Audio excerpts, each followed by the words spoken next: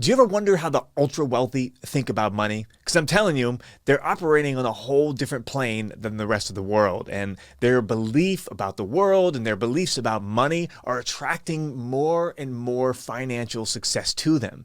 But this one belief, this one mindset that you could actually start to adapt today could change everything for you. So let's jump in. Welcome to Success Sundays with Harrison. I'm your host, Harrison Wilder. I'm a corporate strategist and entrepreneur with an executive MBA from the George Washington University. I've managed two multi-million-dollar companies, and I advise top-level executives from a variety of industries.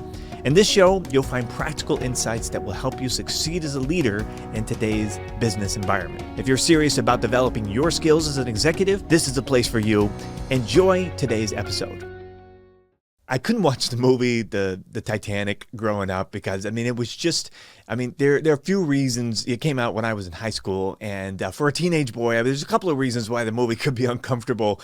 But, for me, it was just depressing, because I identified so much with Jack. Like, Jack is there, he's walking around on the lower decks of the Titanic, and I could just imagine him looking up, into the higher deck levels, and maybe every once in a while a door opens up and he captures, a reflection off of a giant chandelier, or maybe he sees, well-dressed people walking by the windows, and he's thinking to himself, like, man, I wonder what's going on in those rooms, right? Like where the influencers of their society were hanging out, where the movers and the shakers and the people who are commanding so much wealth and income would be. And there's Jack on the lower levels, and I just felt like, man, I relate so much to this, and maybe you felt that way too. Like, you're wondering, like, yeah, what is going on inside of those rooms? Like, what are those people talking about, and what are they thinking about?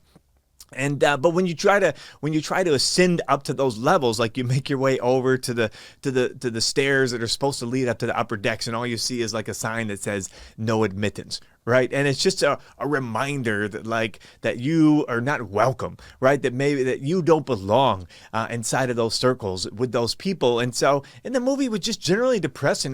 Jack, eventually made his way up into those circles for a minute with Rose, but even when he's there, like, everybody's making him feel like he doesn't really belong, right? And ultimately, it's like the only solution is that, like, Rose has got to leave the upper echelon of society if she wants to be with Jack.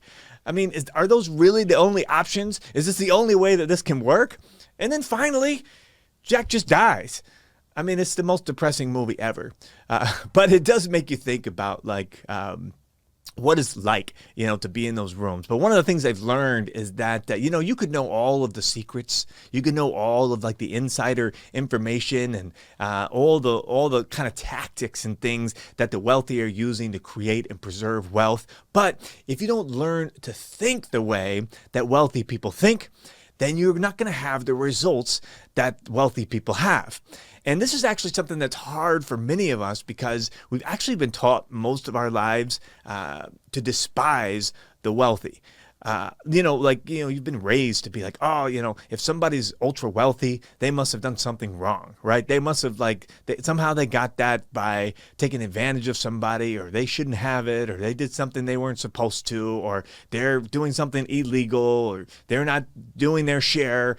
These are the belief systems that have been ingrained in most of us who grew up in the poor or middle class, to the way we're supposed to think about wealthy people. And I don't know 100% why that is. I think it has something to do with the fact that that's kind of what we have to tell ourselves if we're going to stay poor and middle class in order not to feel bad, right? We have to be like, oh no, I'm actually a better person because of my financial situation, right? So, but regardless of why, we've been taught to despise the wealthy. And it's even like it's in Hollywood, it's in the movies, it's in every TV story you see. Like the evil person is the entrepreneur, the evil person is the wealthy person. That's the guy who's like trying to ruin everybody's life, right?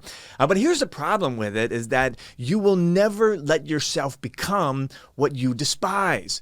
So if you are living your life despising wealthy people, then you're actually going to self-sabotage yourself, right? You're never going to allow yourself to become wealthy because you want let yourself, your subconscious will not allow yourself to become what you despise.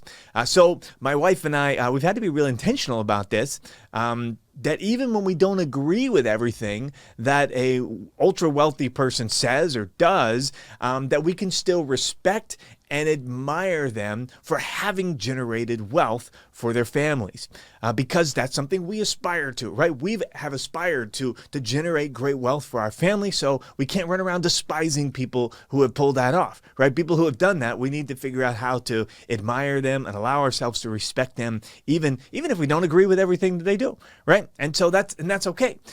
So it's important to understand most of all, the belief systems of the ultra wealthy, and then to adapt the ones that are going to serve you well, right? So could we allow ourselves to begin to admire people who have attracted great wealth to themselves enough that we can learn from them, right? Enough that we can adapt the belief systems that have served them well and could potentially serve you well. But here's the one that I found that really sets wealthy people apart from the poor and the middle class, and I want to share it with you. But before I do that, let me tell you a little story. Maybe you've heard about the story about the old man, very poor, impoverished old man who had lived his whole life in this tiny apartment. And, he had lived his whole life very much aware of his poverty, right? Very much believing that look, this is, my situation is not good. In fact, this man, even though he had always had a desire to be married, he'd always had a desire to start a family, and to enjoy life more, like many people do. Even though he had these desires inside of him, he never dated anybody, never got married, never had children, largely because he just didn't want to bring anybody else into this situation that he had, this financial situation. And so he lived his whole life just kind of barely getting by. He had a low income job that was barely able to provide for him to live and to provide for his small little apartment that he had. When the man finally died and passed away, and the state came and began sifting through his belongings, the only thing that he had, he had his little furniture in his apartment or whatever, and his little knickknacks. But they found that he actually had this painting that had been passed down to him from his family, something that he had never really, cared about or thought was worth anything. But it turns out that this painting that he had inherited from his family was a priceless painting worth millions and millions of dollars. And here was this guy living in poverty, completely unaware that he actually, the whole time, his entire life, had everything he needed in order to pursue the dreams that he had on his heart, but he just didn't know that he had it, right? The point of this story is to illustrate that, listen, this is the mindset that wealthy people have. Wealthy people understand that everything they need or desire is already available to them, right? But poor people, the poor and the middle class oftentimes don't even understand the value of what they already have. This man had been living his whole life with everything he needed right in front of him, but he didn't even understand the value of what he had. Now, this is why Jesus was able to say that he who has a lot, he says this in the Gospels, to him who has a lot, more will be given to him, but to him who has a little, even what he has will be taken away. Now, this does not sound very nice. I thought Jesus was supposed to be a nice person. I thought he was supposed to have nice things to say, encouraging things to say. And this does not sound very nice until you understand what he's actually saying here, because he's not talking about what you actually have. Jesus is talking about what people think that he has, right? So you can rephrase this to say, when you think you don't have enough, right? That he who thinks that he has a little, even what he has, he's not going to recognize the value of it. It's going to be taken away from him. But he who thinks that he has a lot will be given more, right? Because if you think about this, who is it really a judgment on if we believe that we have been put in this world with not enough to fulfill our dreams and desires, right? Who is that a reflection on? Who are we ultimately judging if we have a belief system that we don't have everything that we need? Well, it's a judgment on God. It's not even a judgment on people. It's not a judgment on society. It's a judgment on God, who put dreams inside of your heart, who put desires inside of your heart, who gave you a vision, who gave you a purpose, but then didn't provide everything that was needed for that vision. Right? It's a judgment call on God. But one of my favorite scriptures is in Ephesians chapter 1, and it actually addresses this issue because it says that before the foundations of the world, right? Say that out loud. Say before the foundations of the world, God knew you. He knew you. He knew who you were, and he called you for a purpose.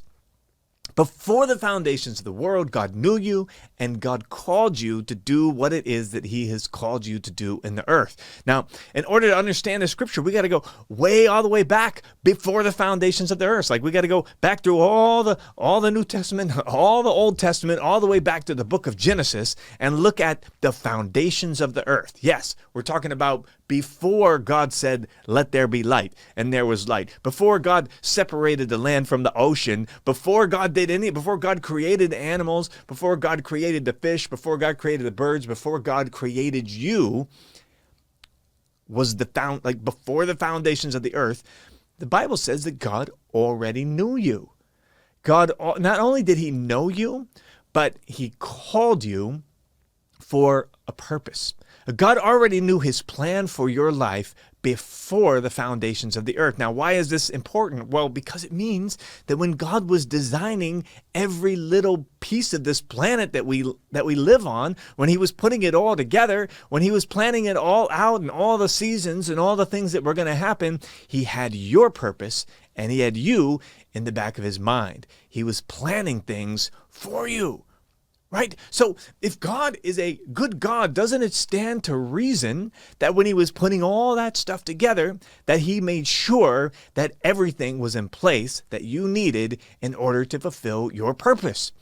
This is tremendously inspiring. This is tremendously empowering to think that God orchestrated everything that we need in advance, already knowing what it was that he'd called you to do. And so I like to think about it like this, like, wow.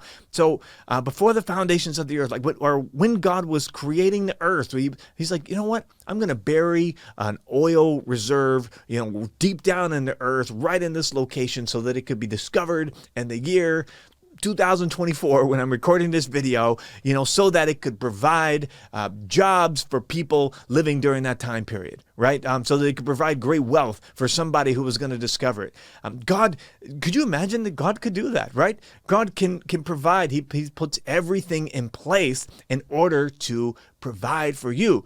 So if God is a good God, then everything you need to fulfill your purpose, everything you need to accomplish every desire that he's given you is already here in the earth. And that's all you got to do is go out and find it, right? I mean, if there's any belief that is serving the ultra wealthy, it's only because it's a belief that cooperates with the way that God has already set things up. And this belief, right, this belief that everything you need is already available to you, I mean, this could change your life because it cooperates with God. It understands Ephesians chapter 1. It understands that before the foundations of the earth, God already knew you. He already loved you. He already called you to a purpose. And he placed everything that you need here in the earth in order to accomplish what he's put in your heart to do. All you need to do is to go out and find it. Well, look, I don't like to end any of these episodes without giving you the success challenge of the week, something very practical that you can do in order to really take advantage of and let sink in what it is that you discovered today. So here's a success challenge of the week for this week. Just take a Post-it note, right, and a pen, and write on the Post-it note a dollar amount or whatever currency you're in that you're listening from. Write a dollar amount that represents a very large sum to you, right? Like an amount that will cover all of your needs and will enable you to move forward with your purpose. Okay, so whatever that number it is, write it down on a Post-it note, and then underneath it, write this. Write, everything I need has already been provided. Right? Write that down, fold up the Post-it note, stick it inside your wallet. I do this. I've got my amount sitting inside of my wallet so that every time you reach for your wallet, right, I want you to say it out loud. Every time you reach for your wallet, I want you to think about that dollar amount. I want you to say it out loud. Everything I need has already been provided for me, right? And then every time you reach for your wallet, when you say that out loud, it's going to become a part of the way that you think about the world, the way that you see the world around you. All right. Well, listen, if you have any questions for me that I might be able to help you with, anything you're thinking about, maybe I could help with in a future post, put them down in the comments. We love to hear from you. The team loves to hear from you, and we love to create content that is super helpful and relevant for you. So put those down in the comments. My team will tee those up to me for future episodes. But until then, have a great week, and I'll see you in the next episode. Well, I hope you enjoyed today's episode. You know, great businesses and great leaders are built using effective communication. For more, go to speakingschool.com, grab my Elite Business Success Toolkit for free just for trying out our Speaking School membership. That's speakingschool.com. See you next time.